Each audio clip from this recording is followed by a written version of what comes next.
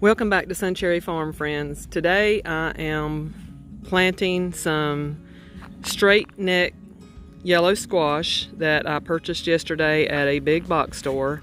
It was only one container, like a 3-quart container that was only like $3.98, and it was in this container here. There was 6 in there. It caught my eye when I was out yesterday, and I decided to go ahead and buy it. When I got home yesterday evening, I went ahead and tilled this area, and I'm going to separate each of those, and there are 6 plants in that one pot. So I'm going to plant those now. What I've done after I dug my holes is I put a fertilizer in there that is 5% nitrogen, 7% phosphate, and 10% potash, and then 7.3 calcium, 1% magnesium, and 1.7% sulfur. Also, on top of that, I'm also going to put, it's the Job's Organic tomato and vegetable, and I'll put a link up on the screen for that. But I just take, and I've got this spreader that I use.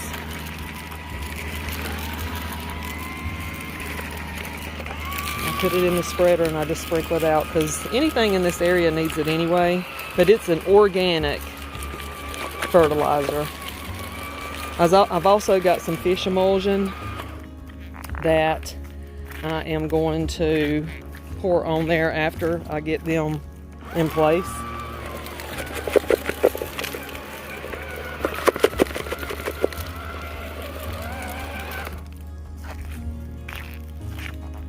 I'm also going to put some of this in my other bed. This bed has some tomatoes, it has some okra, and on the other end it has a squash here in the middle that I've not gotten anything off of yet. And after I get finished putting this out and planting those straight neck squash in the bed beside here, I will go back and water and get these off, get the dust off the leaves so that it doesn't burn them, which I don't think it'll burn them, because anyway, we're going to make sure.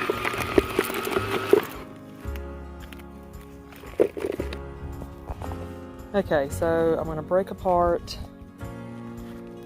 this squash.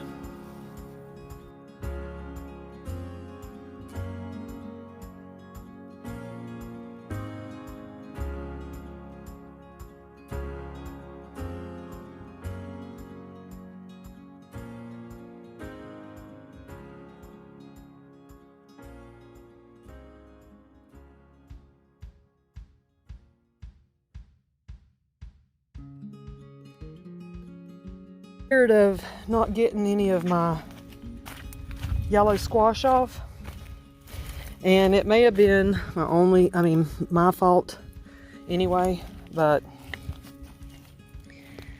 I may have planted them in the wrong spot, and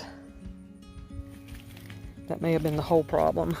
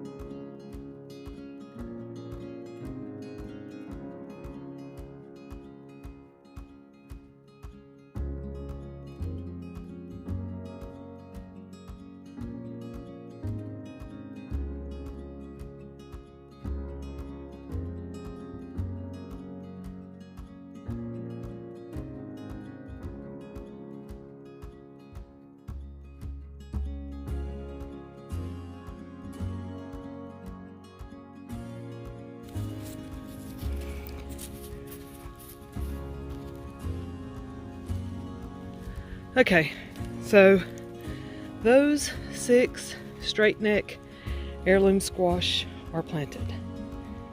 Now I'm going to get the fish emulsion to pour on them.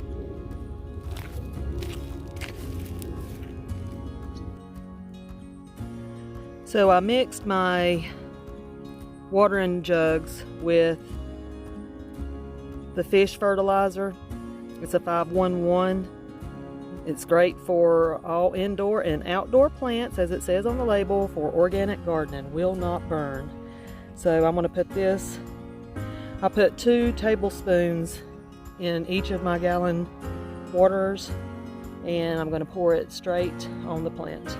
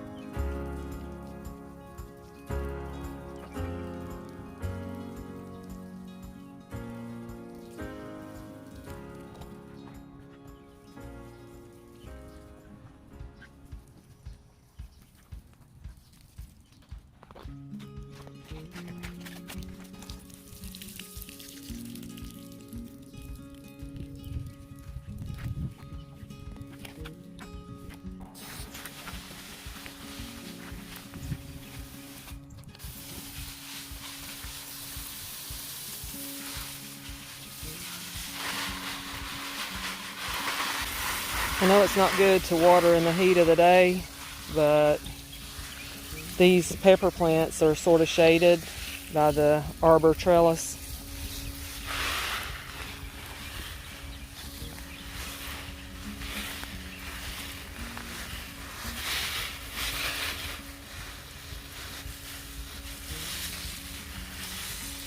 Those tomato plants there, I need to stake them up. Those are Sweeties 100, and I planted those late. Actually, I think I just planted them 2 weeks ago, and I do need to stake those up.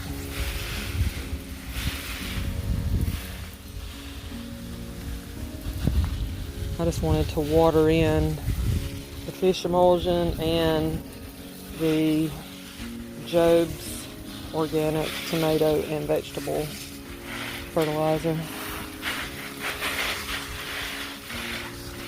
Yeah, I really don't know what's been going on with the squash this year. I had planted like 2 straight neck, 2 crooked neck. Actually, I think it was 4 of each, because I had planted 2 zucchini and 2 straight neck up under the corn and the green beans, and as my friend said, they didn't make it. I'm not sure if that's why they didn't make it or not, but I do have 1 squash there. As long as that flower opens up for a male to actually fertilize it or pollinate it.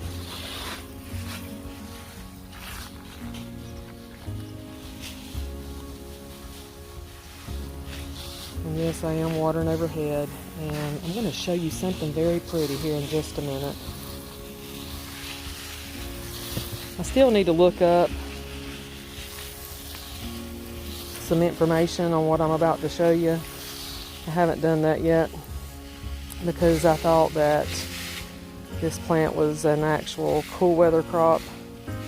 So I want to look up some information on that, see what I can find out.